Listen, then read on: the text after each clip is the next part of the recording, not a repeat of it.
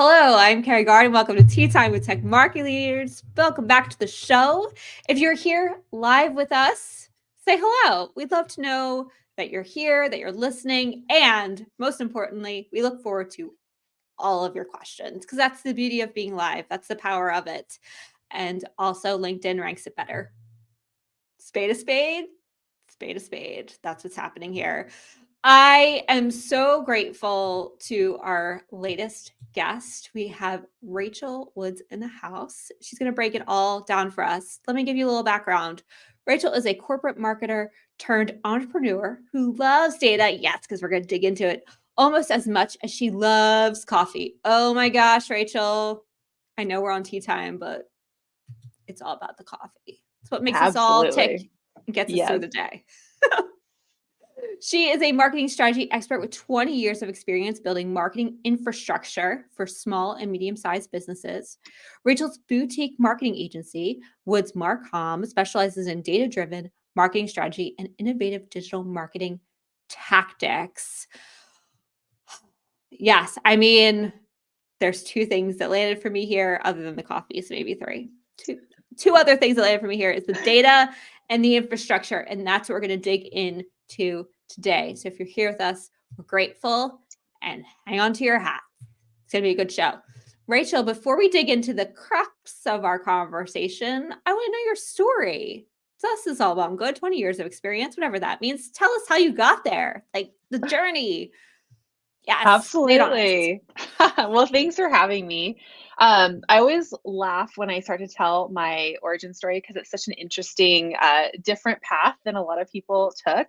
Marketing is somewhat also of a creative field. It's also something that's kind of got, as a business aspect. And I'm actually trained as a scientist. So I was one of those in high school, was taking the AP chemistry class before, we called it 0 hour at the time. So it was before school even started. We were there at 7 o'clock in the morning doing all of those things. And I'd really kind of focused on thinking about forensic science, thinking about medical school. I went to college and majored in chemistry. I had a minor in human anatomy. And my junior year of college, I took an internship at the emergency department. And that is where I learned that I cannot be around needles or blood without being ill or passing out. I literally nearly passed out in a room with a doctor who was trying really hard to give me the ultimate experience, and then quickly realized, okay, she needs to go because I was about to create another situation in the emergency department. So that kind of changed things for me in terms of what is my plan, what's my scope. Just a little bit. We also took in my part of my human anatomy course, we took we dissected a human cadaver, which was very interesting from a parts and how things work together perspective. But again, very, very challenging for me to make it through that course, just from being in the presence of humans. So when I graduated, I took a job as a quality assurance specialist in a lab. And I just discovered that lab work, that repetitive work, it just wasn't for me. I just found that I like things to change, things that are a little bit different. And so I was kind of at that spot where I'd gone this whole period of time on this science focus and was sort of not really sure where I was going to go from there. But fortunately for me, on kind of a parallel storyline, my husband at the time, he and I had decided to start our family early, was, young in our early 20s. And so having my son gave me an opportunity to take some time off, do maternity leave, spend time with him. And when I re-entered the workforce, what I really wanted was something, maybe part-time, something a little bit flexible. And I started doing some nonprofit fundraising just for something that sounded fun, something that sounded, enjoyable in my halftime. And then that really grew into nonprofit fundraising as a whole, and then doing event planning, and then doing marketing. And that really kind of catapulted me into then learning and growing within the marketing space. So it's kind of interesting that I have this whole scientific educational background, and then now here I am on this entirely different path, and they do align very, very well, but it's a very unusual journey for someone to take to get from A to the Z where I'm at now. This is why I love doing the show, because I feel like so many of us, whether marketing found us or we found marketing, Mhm. we have these interesting backstories. I went to school for photography. Oh, yeah. And while there's like some element of, advertising and marketing in that, it's not what I was set out to do. But the reason why I love photography is because it is a scientific thing. It's Mhm. chemicals that you mix and the chemical reaction that happens when you develop film or you're developing prints, and the filters you add, whether on the camera or on the enlarger, to get those after effects, the dodging and burning, all of that is science. And there's an interesting overlap that happens with marketing that is behind the scenes. We don't really think about it. It's not as forefront as like being, in the scientific fields that you were talking about that are very science focused, being in Mhm. ER and working with actual medicine. Um, but it's there. The science of what we do is actually very prevalent. It's just not at the forefront, but we need to understand it. Yeah, Absolutely. Yeah, and once you start looking for it, then you start seeing it everywhere, specifically in absolutely. marketing, actually. I want to dig it. I'm gonna write a note. Hold on.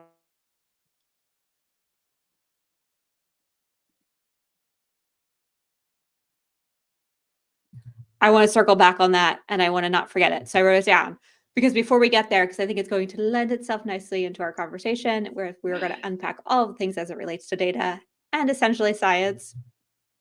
I want to know what challenge you're currently facing. Where are you right now, Rachel? That's sort of making your job feel harder than maybe it needs to be. Mhm. Yeah, it's such a great question. So I have been doing marketing for organizations and systems for almost 20 years. And I'd always thought about doing my own business. I'd always thought about, breaking out on my own. And I know other folks who have done that and really enjoyed it. And what I believe I underestimated is how much goes into managing your business and then marketing your business, that really makes it difficult to then also do the work that you are here to do. So I think my biggest challenge right now is finding the balance between the worky work, which is what I'm here for. That's how I'm generating revenue, that's how I'm helping businesses, that's how I'm doing the relationships, but then also all of the administrative tasks that go along with balancing your books and making sure that you have SOPs in place and processes and all of that, paying your taxes. So Our this own time of taxes. year, yes. And then honestly, I think what is hardest, and I've heard this from other marketers, is us marketing our own business, right? I think what I prioritize is the worky work, and probably equally as important is that operations piece. And what I find is the third leg of the stool that gets very under less attention than everything else, probably, is my own marketing, because you just kind of have to start prioritizing. So I think that's what's the hardest, is trying to balance all of those things and find out how to be the most efficient, how to make those things work. I'm still learning on that side of it. So my marketing is definitely not the level that I would recommend that a client that I'm working with have, because I don't have a team doing that to help me. It's so funny, the recommendations we make for clients and we don't Mhm. do it for ourselves. Mhm. It's the irony is real. Yeah. Yep. No, it's a definitely it is the triple product. I'm currently working with a company who's trying to build a fusion microreactor, and they talk about the triple product, Wow. um, which is how you get fusion to actually happen. And for us as an agency, we have our own triple product, which is making sure that our operations in order, our finances in order, and our marketing and sales is in order. And to get those three Mhm. things to work at the same time is science. Yes. It Yes. really is. Absolutely. It truly, I am with you on that, Rachel. I feel it as a friend in the agency world. The struggle is absolutely real. I don't know why our own marketing gets such the shaft. I know. It's really a bummer because I'll be talking with someone and they'll go, "How do you do that?" I'm like, "Well, so I haven't done that yet. It's on my list, but I haven't done it But I do yet. it for I've my done it for other clients, and they're people." doing great. Yes. Check out this business. Theirs is going great. Don't look at my website, but look at my clients over here. Yes, They're yes, doing. I yes. know. If only we had the same resources. Someday. Mhm. It's the dream. It's the dream. Yeah. Let's talk about, speaking of science and data, let's talk about where people are right now in terms of there's too much. Mhm. There's too much data and too many tools to help us figure out the data. So Rachel, like, where do you start with it all? Like, is it even before we even think about the outcome of the numbers and the KPIs and the forecasting? Like, where do you begin with it all? Yeah, it's such a great question because I start a lot of conversations when I'm talking with people and they're feeling like they have to be doing everything from a tactical perspective. I have to be on TikTok. I have to be doing these different things that I'm not doing. And there's so much pressure to be showing up in every single space. And I like to start kind of with three main questions and start looking from that. And the first one is really who's your audience? And that's not a brand new question. That's something that's very, very, at the top of the list of things you want to start with. But really digging into that is I think a lot of folks maybe start, okay, I know the answer to that question, they move on, but we didn't really pause and dig into that. And that's where I really want to start is let's talk more than about, age, gender, income. Let's think about where are these customers or potential customers, where are they getting their news, what are their needs and wants, what podcasts are they listening to, what social media um, accounts are they following, looking a little bit deeper on who they are, what they need, where they go, where you can reach them. And I think that that's such an evolving I don't think you can ever do that once and be done with it because No. the times change, the technology changes, Mhm. all of that. So I think starting with a really robust question and answer and analysis of that is always kind of that first place to start. The It's second very one, oh hold yeah, go on, ahead. let's sit there. Let's Mhm. absolutely unpack that because it's so qualitative. You can't just Mhm. go online and start searching, "Where does my audience hang out?" Sorry, No, folks. definitely. Google does not have all the answers. I'm sorry to break it to you. Um, so how do you start answering some of those very qualitative questions of where is your audience? What questions do they have? What Mhm. media are they consuming? And what do they care about? Absolutely. I usually start with talking with a business owner specifically about, who are the customers that you're really working with now, and I start with them because they would know at least from the kind of the most direct perspective of these are, my clients are really they're moms and they're looking for this and they have these struggles, or my customer is a doctor and they are really having these challenges when they're trying to identify a health challenge or what that kind of thing. So trying to start with them and trying to get a bit kind of that basic what from their research or consideration or what are they seeing. I was really targeting moms, but I've really recognized that this other audience is really popping into our work and starting there.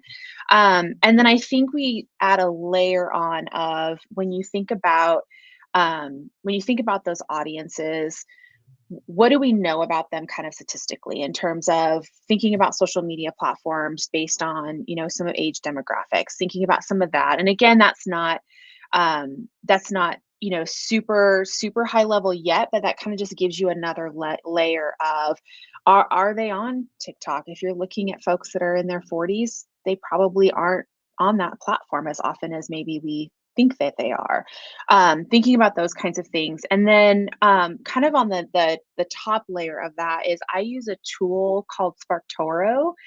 And what I think there's other tools out there, but that tool takes kind of all of the aggregate data from people's activities in online and on all of their searches and their visits and their, all of the places they go. And you can start drilling down into gathering some data around people who are interested in this are also interested in this, or people who visit this website frequently. A lot of them are also visiting these, they're listening to these podcasts, they're looking at these social media platforms, they're looking at these other websites. And I think when we have that kind of first layer of what do we know about your audience, what assumptions can we be made from just sort of our general kind of marketing assessments and data in general, and then drilling down into some of those other pieces, it gives you a lot of information that you can start saying, okay, if they're going to, so for example, I work with a nonprofit organization that's it's an international flower festival. So if people are really interested in this flower festival, and what other elements are they interested in? So what other sites are they looking at? What other social media places are they following? And then you can start going to that in those places and garnering additional input or more inspiration from that space. And then that also gives you ideas of maybe there's an opportunity to partner with this, or partner with that podcast host, or place an ad in these spaces. You can kind of start branching off from that, just knowing that that's where your audience is and what they're interested in. There's this podcast I listen to called Pivot with Vox Media. I talk about them all the time. People must be sick of me sick of hearing about them. But Scott Galloway and Kara Swisher, who I just adore. But Scott just mentioned how he always does the Atlassian advertising. So the advertising on Vox is interesting from a podcasting standpoint because it's always spoken. Like it's Kara or Scott actually doing the advertising. It's not some voiceover or plugin. It's like them talking about it. And so they've been doing Atlassian ads forever. And I always I'm like, oh, it's Atlassian again, forever. But what's interesting about the latest one is they actually partnered with Scott and Kara to come do a live pivot show at Atlassian. And so now that partnership's happening. And so I stopped to actually listen to what was happening. But yes, partnerships are really powerful between a brand and a really great voice. So if you can find that intersectionality, oh my gosh, magic. The other thing you said, Rachel, that really hit home for me that I haven't really considered is SparkToro. And now I kind of want to go download it and play because I'm a data nerd and I want to know what I could find in there. One of my big questions right now is I'm working with a startup client and their audience is interesting because it's not an end user. It's not necessarily a buyer. It's the investor side. Okay, we're still trying to build the thing. It doesn't exist yet. We need more investors. Where are the investors? Where are they hanging out? Right. These types of investors is not every investor. What does it even look like? And so I'm on a fact-finding mission. And so I appreciate the tool to see if I can understand more about where these investors might be and how I might interact with them. So you have your audience, you understand more about them other than their gender and age, thank goodness. What do you do with that data? Where do you take it from there in terms of thinking about if this is my audience? Oh, Trevor, hi, welcome. Good to see you, sir. Thanks for joining us. We look forward to your questions. I know you got them. That's a one layer of data against your audience. And then where do you go next in terms of let's assume you figured out the channels and where to go, but then how do you know it's working? And what's the elements that you start to build on the back end to say, yes, we're reaching the right people. Yes, we're getting the conversions we need. Yes to all of the thing, or no. It's okay to get no's. Those are good too. So talk me through the infrastructure. Yeah, absolutely. Well, I think to start, it can be something as simple as, to your point, just grabbing those partnerships and starting to work on, we're going to go on this podcast or we're going to start marketing this space. And it doesn't have to be something super high tech. You can start measuring, are these referral sources driving traffic to the website? You can do things where if you are selling a service or selling something, you can be starting to track that data on, how did you hear from us? How did those spaces go? From a whole advertising perspective, I am a huge believer in using trackable phone numbers and vanity URLs. So you can be tracking all of those pieces in terms of where are those coming from. And I think asking a lot of those questions as you have someone, if someone just comes in and, if you have a store, or if you have someone comes in through your website, but you don't have any idea, trying to track back to where those partnerships, where they heard from you is really, really important.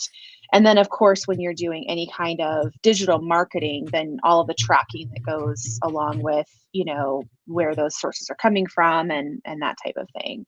But I think some of it that piece of it doesn't have to be super, super high tech. If what we're trying to do is get out and build those relationships and build those partnerships, you can kind of track a little bit organically as well. And for example, being on this podcast, I'll then take a look and say, okay, what is their traffic coming from the website from your show notes that's coming into then, the website? Am I seeing any website form conversions coming through that are saying that they're coming from a podcast? I'll ask them, oh, where'd you hear it? That type of thing. So some of that tracking is just really, really kind of bootstraps, and you can kind of keep track of that and then look at it at the end of the year and say, okay, well, 25% of my incoming revenue came from podcast guest appearances and 60% came over here. So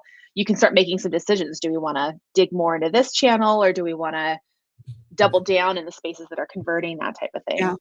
There's two things you said there that I want to sit with. The first one, let me write down the other one. The first one is in regards to giving things time. You said wait a whole year and then see what happens, right? Like there's so often, especially when you have a bit of cash. Congratulations to the scale up and enterprises. We appreciate you. Where they make decisions. I think even if you have the money, you still need to give time to see if things are working. So I really love that you said a whole year. I wish all of our clients would give things. Doesn't mean we shouldn't optimize or we shouldn't pay attention. Oh, yeah. But don't turn things off because Yeah. they're not working. Right? Yeah. I worked with a client and they're a brilliant client. And their strategy was to kind of just turn things on and off depending on, and I mean, I think the term was actually, turn off like a faucet or something. It was just a very on off. And there was frustration there on their end because they kind of also in the same breath were like, well, nothing's really working. Like we want to grow, but we can't figure this out. We can't seem to grow and these channels aren't working. But when you look at that over time, just on a regular, pay per click ad in Google's going to work with that for 4 to 6 weeks in the learning mode and just try to figure all of those pieces out. And then you optimize from there. So even Google is going to be taking several weeks. And then once you get into that past that learning stage, that's then where you can really dive into optimizing and changing and tweaking and testing. And so really giving campaigns like that several months, I would say 6 months at minimum, to say, and you're monitoring, you're optimizing, you're Yes, working absolutely. through. Maybe But, adding some new assets, but big changes. Brand new. Brand new will take, depending on how much money you have, anywhere from 2 weeks to 3 months for Google to quote unquote learn. And the minute you make any changes to these campaigns, Google likes to go back into its learning phase. It's so fun. My poor digital ads team. I so appreciate them. The struggle is real. Yeah, absolutely. I think that's so important. There's two things I want to say with that, because I think we're all feeling it right now, especially in this move quickly sort of realm of how our clients are feeling, and rightfully so. Tough times out there. In terms of this moving fast phase, there tends to be I'd love your opinion on this, Rachel. One of the things that I noticed too is there tends to be a throw as many things up against the wall and see what sticks mentality, which then you're spreading Mhm. everything very thin and then you're not seeing anything work. Is that fair to say from your opinion? Yeah, I think there's a couple challenges with that. One is, yeah, you're spreading so thin, so maybe you're having trouble getting results because you're not really investing time. What is that if you can do 100 things, you can do 5 things really well, but 100 things, there's some saying, of course, I'm Mm-hmm. butchering it, but you can't do everything fantastically. There's a limit to how many things you can spread out. So that might be part of it if you're only investing minimally in 100 spaces. Another piece then that comes into your bandwidth, right? So your team, if you're fortunate to have a team and they're trying to update social media content on every single platform that's out there, well, every single platform needs a different kind of content and a different format of content. So even if you're taking one piece and you're building, there's some efficiencies you can say, okay, we're going to write a blog post and then we're going to share it on all of these channels, and that can create 10 pieces of content, but you still have to create this size is here and this type is here, and you've got so many characters over here and all of those pieces. There isn't one way to do that, so you've got a bandwidth limitation, and then yeah, you've I think at that point you're doing so much, you're exhausted, you're like, I am working my tail off, I'm on the hamster wheel. And so now you start to say, well, this feels, and rightfully so, like it's not working because you're just jamming and you're not seeing results. And so then that feels like, well, let's turn that off. And so I think it kind of can set you up for failure. And I say that with, as there's a lot of peer pressure to be in all the spaces. Everybody's, on TikTok, everybody's on LinkedIn, everybody's on Yep. Instagram, everybody's blogging, everybody has an email list, everybody. And so it feels like, and I've actually fallen in this myself, where I'm like, I feel like I should be doing things that I don't have time to do and I'm not able to do it. And it makes me feel like have feelings about your abilities in Big that space, feelings. or yeah, but you can't do everything all at once and also run your business and do the worky work. So it's Yep. trying to kind of balance those things. Yes. Yes. The triple product needs to be in action for sure. I am in total agreement. I find that we tend to spread ourselves too thin. So by doing the work in terms of talking about the infrastructure and taking that step back, my business partner and I used to call it point zero or zero, it's before Mhm. one. You Right. need to do the research to Hmm. understand where you should even be. And it might be TikTok. And if it is, then go all in. Like, okay, Yeah. I'm going to test Love this it. one channel and I'm going to do it really well. I'm going to do this thing. Maybe you can bleed in the Instagram because they're kind of the same thing these days. But like those two places and nothing else. And it's going to take you 6 months plus to see if it's even the thing. And you're going to Hmm. learn. And it's probably going to be really messy at first. And you're going to learn along the way of like do's and don'ts, and you're going to need to iterate. When you're done iterating, make sure you keep on Yeah. iterating. That's what's so important, because it does, whenever you're trying to hit different things like that, oftentimes it is messy. And so that feels like a failure sometimes too, right? And so that can also lead to feeling like, well, I'm terrible at this. And so we're going to give that up. But if you had Mhm. continued pushing forward, potentially you could have learned of, actually, now that I've learned a few things, now I'm getting kind of good at it. And now once I'm feeling more confident, we've given it some time. Now we're getting more results. So it's, all of those And kind you of can pieces push fit and together. iterate. So I Hmm. started my podcast 4 years ago. Talk about messy. Don't go listen to those episodes, I beg you, or go listen to them knowing that you can compare and contrast. But like, it wasn't live, it was just audio. It was with people Hmm. I knew and respected, so I knew I could be a little bit more relaxed. So the topics are like, this isn't what you do, what are you talking about, this is way off base. It's just because I wanted to have interesting conversations to get a feel for this weird thing that I was going to start doing. And then it went through like, it went from audio to a producer, and then and last year I took it live because then I could feel like, okay, I'm comfortable in the space and I can do this. But I'm Hmm. telling you, it's going to feel I'm with you, Rachel. It's gonna feel really squishy until you start to feel good at it. And I've been doing this for 4 years, and I still feel like I could do better. So Yeah. it's an iterative process for sure. And the more we can sit in the iteration of it and feeling like it's never finished and building on it, the better we all can be. The other thing you said, Rachel, that I thought was really interesting in your first sort of monologue about infrastructure and these things was you were talking about a lot of tactics or ways to measure things that do well. Um, that aren't fancy. We're not talking about Mhm. big MarTech tools, all the MarTech in all of the land, vanity URLs, Mhm. right? Which feels like the Bitleys of the world, which I kind of forgot about, but man, are they I loved going into Bitly and like seeing all of my clicks. Like there was so Mhm. much validation in that. So help me remind us of the power of some of these wonderful, measurable, non-tech heavy tactics that we can bring today. You mentioned vanity URLs, you said trackable. I don't tell us Mhm. more. Tell us more. Yeah, so you can use there's a system called CallRail, for example. That's the one that I use. And what you can do is you can, especially on a website, if you're doing landing pages for your pay-per-click, anything like that, you can install that. And what it does is when someone comes in from an ad onto your landing page, it actually changes the phone number on the landing page. So while they're calling you directly, their experience doesn't change from it doesn't go anywhere other than to still to you.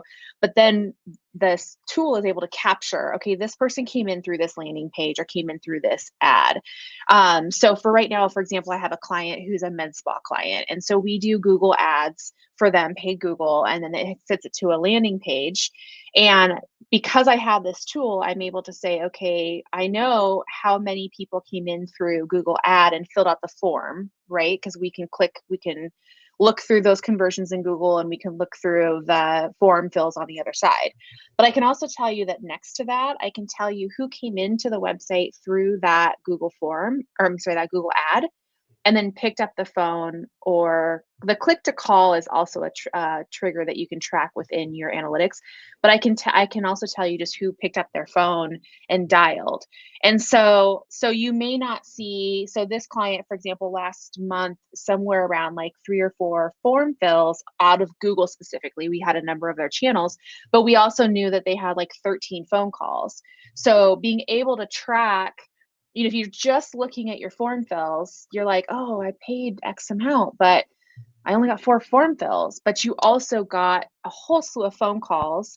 And, for these other channels that we're doing, we were also doing Facebook. And so similarly, we can say how many people called coming in from a Facebook ad, how many of those came into DMs, and then how many of them did the form fills. So you're able to kind of start segmenting out where are they coming from. But when you think about your cost per acquisition, which is that kind of, for me, is that key number of, Mhm. you get so many impressions, you get so many clicks. That's great. What is it costing me to get a lead to come into the system to actually convert to where I can connect with them directly? You're able to measure all of these different spaces along the way and know what those are, not just the triggers within, Google or that type of thing. So the trackable phone numbers I find to be super, super valuable, because that's another metric that is harder to track. You can't necessarily track Mhm. that if you're not installing that trackable number. Help our audience understand who generally you help out. So you mentioned nonprofits. Can you give us a better sense of what your ideal customer is so we can compare this to, like I work with, and generally who I have on, who I know listen and have on the show in the past is B2B tech marketers for enterprise scale ups, some startups. Startups that could see this, I think startups could find a lot of this really helpful, but I wonder about the more um, further down the further down the field companies who might need something a bit more malleable because they got big sales teams and those sort of things. Mhm. So just so who this applies to, because I think these are great and I want to make sure they're going to the right people. So who have you seen these sort of tactics work really well for? Yeah, it's so interesting. I think I'm relatively new on the entrepreneurial side, so I haven't really niched down a whole lot. I find that because I have a healthcare background, I Mhm. do tend to have a few more healthcare clients than I have, or healthcare adjacent clients like this med Mhm. spa, than other industries. And I've seen the tactics with the trackable phone number and some of those pieces, even with that. Actually, that's kind of how I came across that whole infrastructure, was with large health systems, Interesting. because you want your marketing team to be able to put that data forward to their C-suite and say, Mhm. we invested, in that case, it might be we're investing $25,000 a month, and our cost per acquisition for these different service lines is XYZ.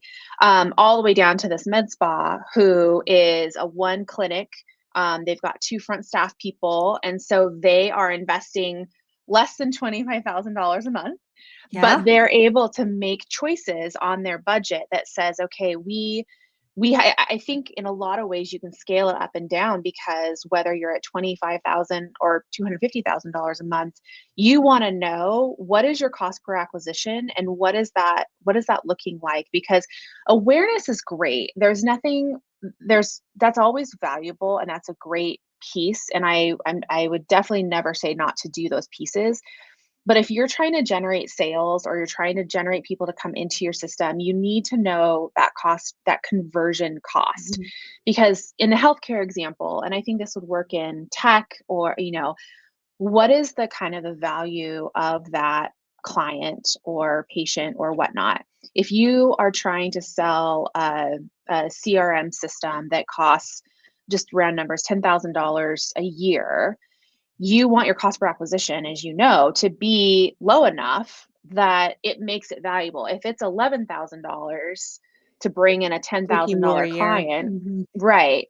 And so thinking about that and using that, I think, can really be applicable on whatever scale you're looking for.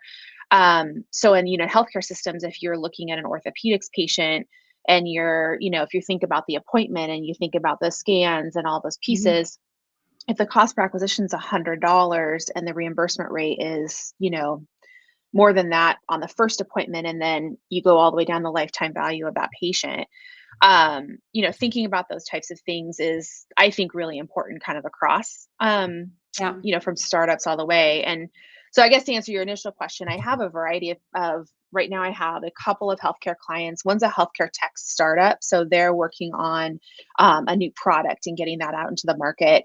I have a couple of restaurants, and so that's kind of a lower Oh, fun. investment on marketing. Yeah, they're in an industry that doesn't have high margins, but they still want to make sure they're competing in the space.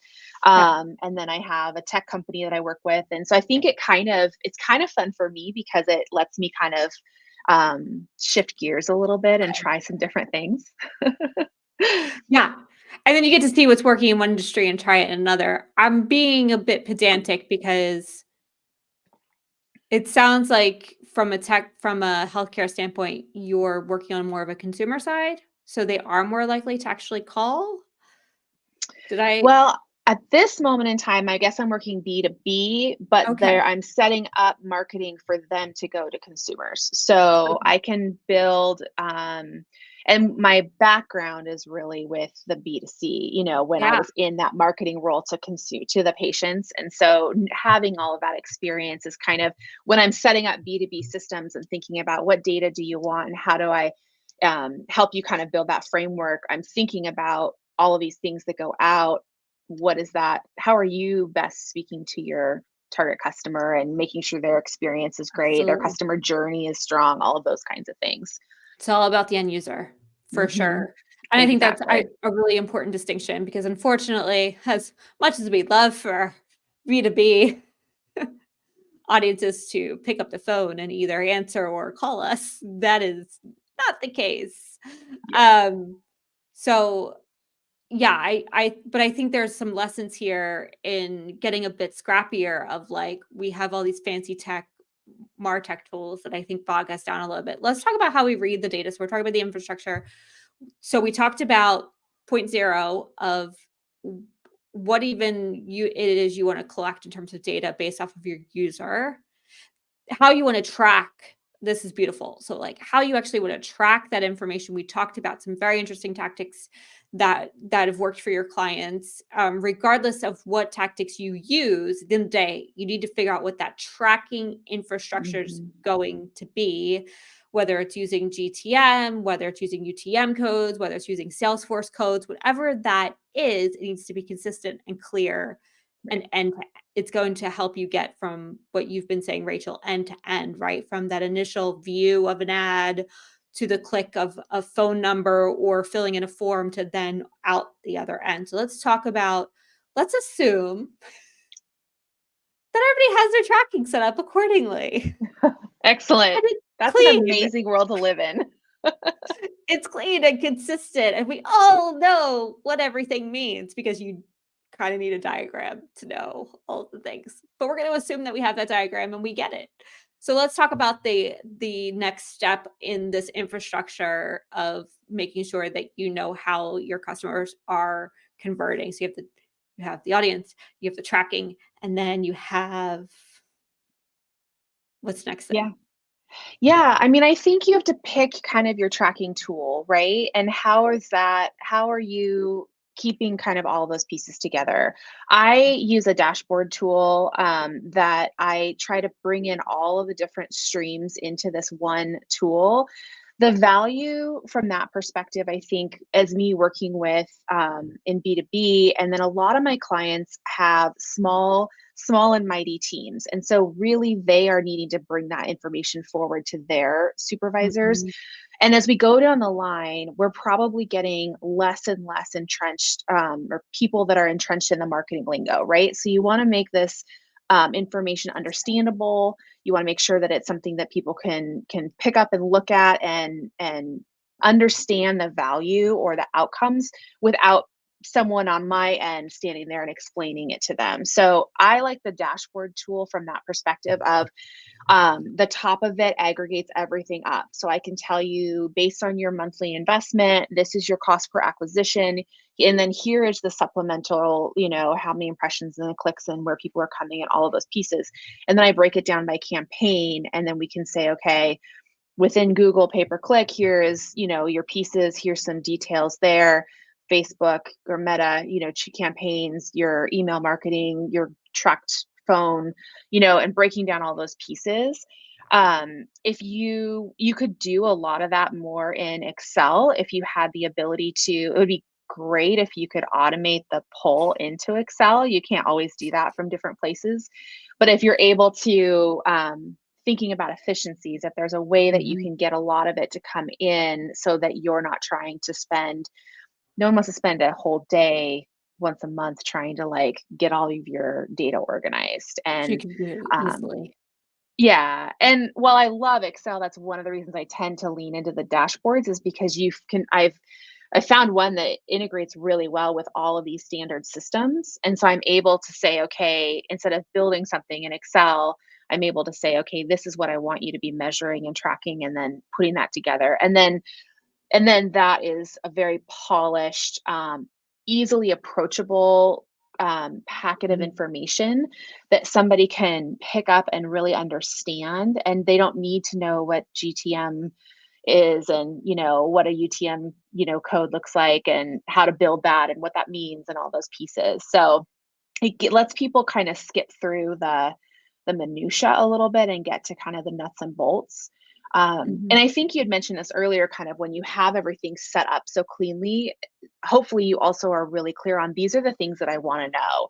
You don't want to know every single piece of data in your entire I would say, marketing teams, we probably do. You and I probably do want to know all of the data. Nerd But the alert. people, but the people we're working with, and then certainly when you get up to that more executive level, if they want to know, what is our cost per acquisition? What's our, what are we getting out of all of this investment? We've done X amount of dollars a month, or we've invested in these tools, or we've done these pieces. What are those KPIs that are telling us that we're successful and that what we're doing is worth the investment? And I tell you, the number of times I've heard people say, like, we invest so much in marketing, I have no idea what we're getting out of it. And that's a Yeah. terrible feeling, right? And Yeah. you're probably doing great things, but if you You can't see it. can't see it, or you can't see if things are fitting together, um, then that's a pretty uncomfortable space to be in. And then that's makes it hard to continue and have faith in what you're working on. Let's talk about the dashboard because I think that it's a blessing and a curse. Mhm. I'm running into this. I'm feeling like the dashboard is a blessing and a curse because it's a snapshot of what I want you to see, right? Yeah. So I think it's Mhm. really important what you're saying of really understanding what it is you need to show to your customers and what they really care about. But understand that it's not actually the whole picture of what's happening and what you should be most importantly, and this is just me talking, Rachel, you're gonna set me straight. But most Mhm. importantly, what you should be doing about it, Right. Yeah. right? So I feel like we've become a little reliant as the practitioners within marketing on the dashboard. Mhm. Am Yeah, I? I think that's fair. I mean, I think it's fair. It's also it's easy, and it's easier than the manual process, and it's more efficient. And I think for me to be able to email over a link or a really digestible report, and I meet monthly with my direct contact with my client, but then they obviously are having their own chain. So it is, I feel good about being able to give them something that they're able to that meets them where they are. But I Right. think, to your point, you have to be very careful to not say, okay, well, here's three really great data points. Let's focus on that. That's not as helpful, and that is sort of, not looking at the whole picture. I think it is responsible for us to say specifically, I need to show you that whole picture, and I need to help you understand what that all means. So, for example, I don't just say, for the Google pay-per-click, I don't just say, okay, you got this many impressions and you got this many clicks, and your click through rate is great and excellent and awesome. We also look at, for each one of those ads, like, how are they performing individually? What are those looking for? And this one here isn't performing very well. So my recommendation is that we, update or optimize or make those changes. I had a client just the other day that we've been using some of the same Facebook ad creative now for several months. And so I was telling them, well, we are starting to see a reduction in conversions, in part because people have seen these ads for months. And so, one, here's the understanding of why this happened, and two, here's what we need to do about it. And so, here's our plan then to do that. So I think some of it falls to us to make sure that what we are saying is the full picture, and we're not making sure that everything is rosy all the time on the dashboard. And that's, Yeah. you have to be thinking about that. You need to be really honest and transparent.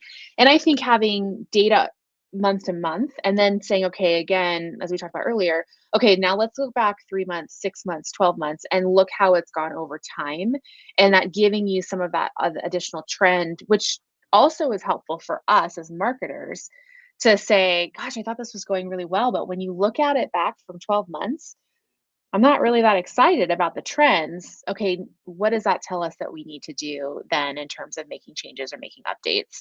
Um, so yeah, I agree with you, and I always try to I try to be careful about giving too much just raw data, because I've been in a lot of rooms where people Okay. feel very overwhelmed because I can just la la la la la la, and I'll get Mhm. going on the And data, start and it's screen this. sharing, and here's all of my raw data. Here, let me show you my work. Yes, yes, yes. I know our math teachers taught us to show our work. I know, So let right? me tell Here's you, all of it. our clients don't want to see it. They want to know what we're going to do about it and the end result. Totally. I Yes. I am in total agreement. What I worry about with dashboards Mhm. is that if we don't pair it with the monthly view like you're talking about, or quarterly, however often view we want to do, and we're reliant on just that one dashboard, I find we get sort of stuck in an echo chamber of telling the same Mhm. story over and over again rather than digging in to find the trends, right? One of the Yeah. challenges with the dashboards, you can't always see, it's so high level that you're seeing month over month, we're going up, we're going down, we're going up, we're going down. But why? Mhm. And so pairing it with even like a 3-slide PowerPoint to tell Yeah. the story, it's got to come back to the data story. A dashboard is wonderful in a weekly, daily, like I just want to change some dates here and see some things, great. Mhm.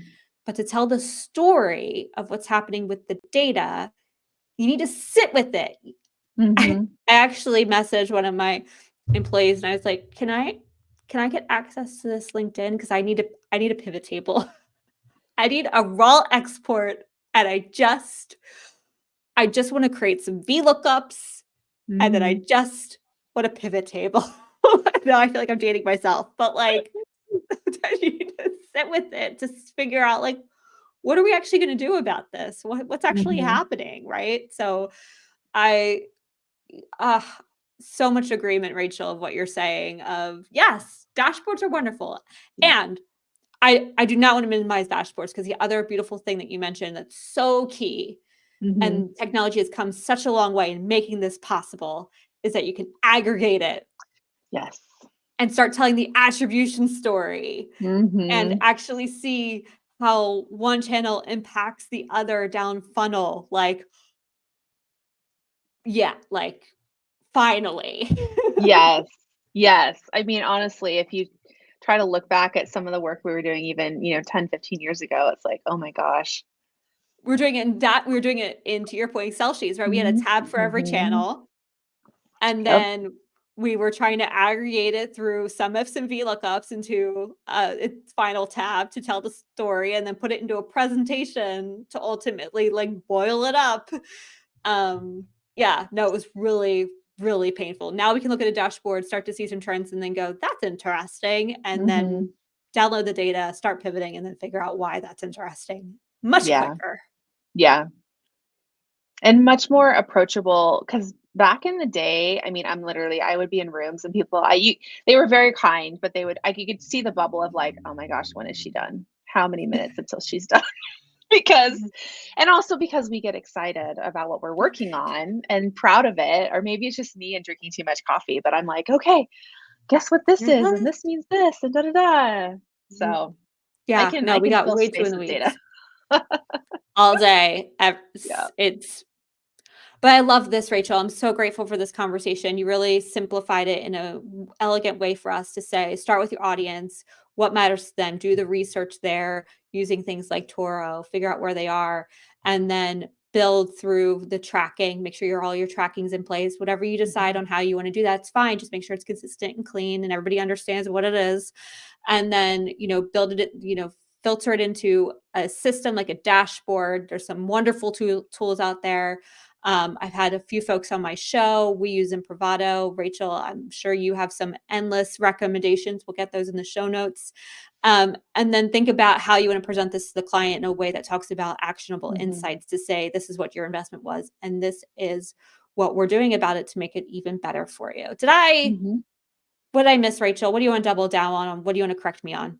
No, I think that's fantastic. I think it's fantastic. And the only thing I will add, and we didn't really get to it, is always making sure that your digital infrastructure is solid. Because before you, invest in paid and invest in SEM, all these things, if you are really wanting to sell a product and you spend so much money getting people to click on it and go to your website, but then your website doesn't load on mobile, or it's hard to find the place that you pull the trigger, or so your digital infrastructure is so, so, so important that that has to be part of that assessment perspective before you go anywhere further.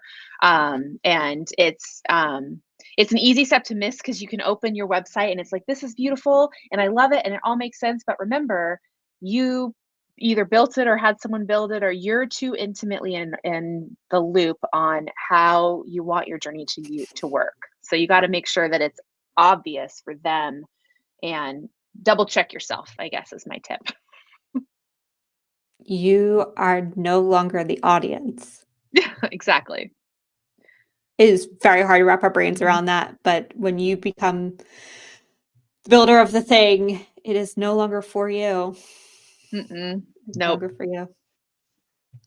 Rachel, where can people find you? If they want to learn more, they want to work with you. Where do they go?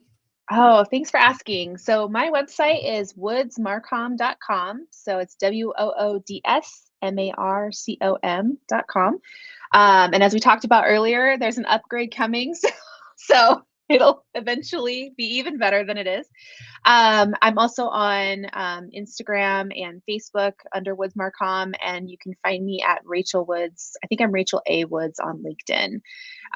So I'm out and about trying to create content as much as I can find bandwidth to do so, but it's typically my third priority. So we're so grateful and we're here for it. Last question for you, Rachel, because you are more than a marketer. I know it's hard to believe when we're business owners and we are more than marketers. What a concept. It's 2024. COVID is what it is. What are you most looking forward to this coming year? Such a great question. I have really been excited about being able to be in community and in space with humans. I am such a virtual tech obsessed loving person, but I was in a room earlier this week with a whole bunch of executives for a client that I was working with, and I literally said this as it's just so great to sit here and be in space with us. We were face to face asking each other's questions and really immersed in that experience. And I did not fully appreciate that until we lost it. And I think that we're kind of in that space. I think 2023 was there, and we're moving into being able to just really do more of that. I think more people are appreciating it and liking it. So I'm seeing more and more in-person opportunities than even I did the last year. And that gets me kind of excited. So in agreement. I think 2023 was the emerging year. In 2024, we're all going to get out there and see each other in person. I am coming to Cybersecurity Marketing Con, so if you are headed there, I will see you in December in Philly, in my hometown. Cannot wait. Cannot wait. Rachel, this was amazing. Thank you so much for joining me. If you liked this episode, please like, subscribe, and share. This episode was brought to you by MKG Marketing, the digital marketing agency that helps cybersecurity and complex brands get found via SEO and digital ads. It's hosted by me, Carrie Gard, CEO and co-founder of MKG Marketing. And if you'd like to be a guest, DM me in LinkedIn. That's where I hang out. I'd love to have you on. So good. Rachel, thank you again. Thank you so much.